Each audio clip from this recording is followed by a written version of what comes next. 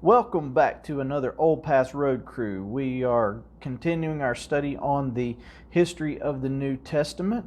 In this video, we are going from Greek to Gutenberg. We are looking at the transmission of the New Testament from when it was written to not quite to us today, but we're starting to get pretty close.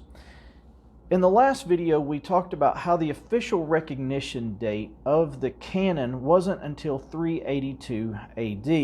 And it was at this time that Pope Damasus I commissioned Jerome to translate the Bible into Latin.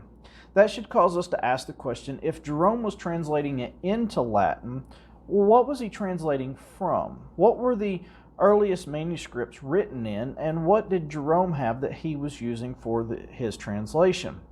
In our second video, we explained how the earliest copies of the New Testament were in Koine or Common Greek. But Jerome was not just translating the New Testament. He was translating both the Old and the New. For the Old Testament, he started out using the Greek Septuagint, but at some point he changed his mind, and he decided to start over and use the Hebrew text to translate the Old Testament.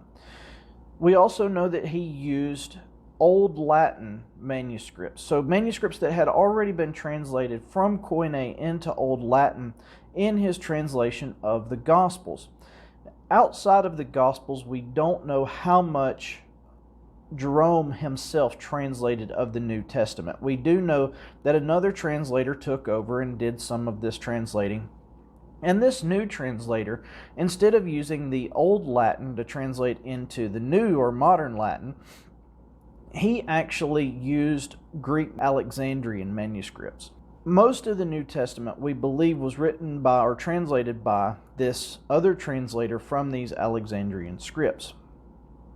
So, for this translation that we're looking at that started in 382 AD, we're confident that Jerome finished the Gospels, translating from Old Latin into New Latin, but the rest of it was finished by another translator, and we're not sure at what point that took place, that transition took place.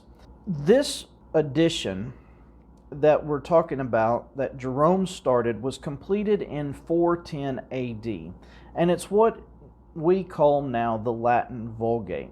And it is this edition that sometime between 1545 and 1563 that this edition became the official Bible of the Roman Catholic Church.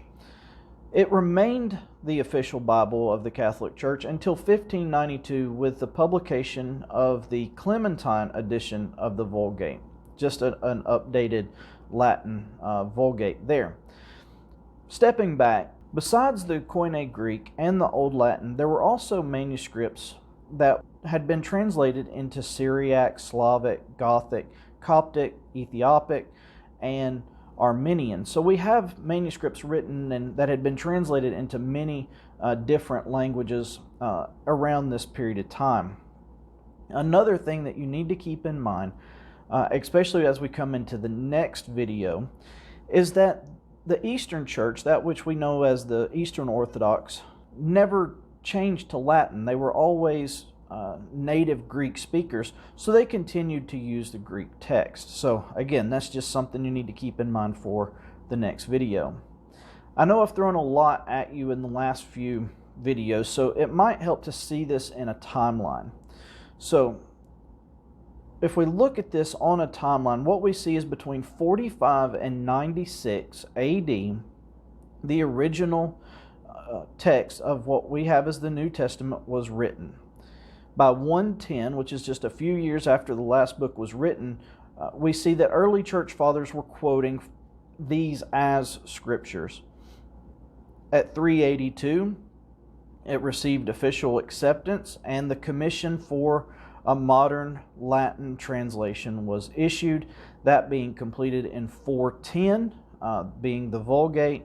And between 410 AD and 1592, there was no real change to the Bible that took place.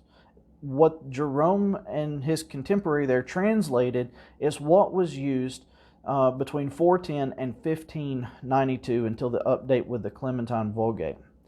So that brings us really close to when we're going to start to see English translations. But there's two major events that took place that are going to alter the course of Bible translations from then on.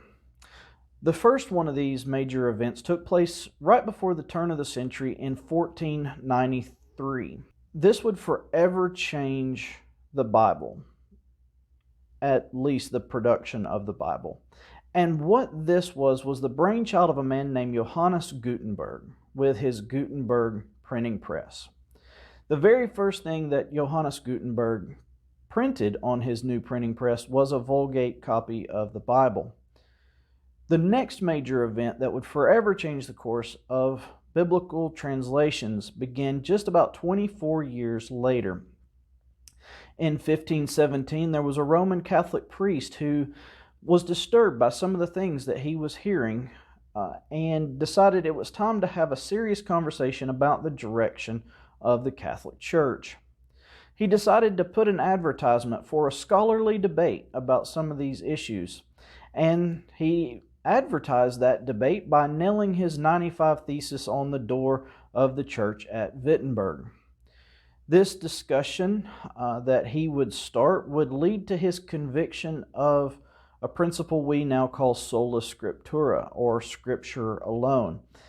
This would also eventually lead to his excommunication from the church at Rome and the beginning of the Protestant Reformation.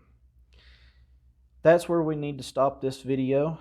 We have come here from the Greek all the way up to Gutenberg, and in the next video we're going to see the development from this point on into English versions of the Bible. I hope you found this interesting and helpful. If so, please like it, share it. While you're there, go ahead and subscribe with the bell. That way you will be notified next time a video comes out. So, with that, we appreciate your time. Glad you're with us. Take care, and God bless.